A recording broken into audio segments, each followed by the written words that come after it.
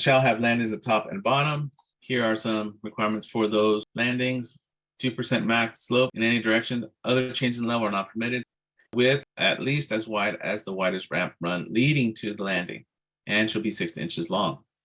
These 60 inches long, at least as wide as the ramp run leading to it. If this ramp run was double the size and then I only provided this area here, that'd be a violation.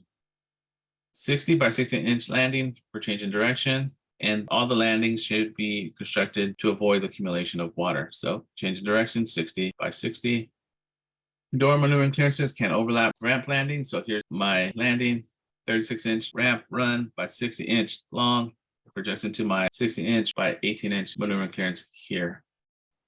The rise of any ramp run shall be 30 inches maximum. So this height here, from starting point to end point, the highest could be 30 inches, and then I have to provide a landing to rest, turn around, or do something else. Ramp runs with the rise greater than 6 inches shall have handrails. So as soon as I go more than 6 inches, I need a handrail.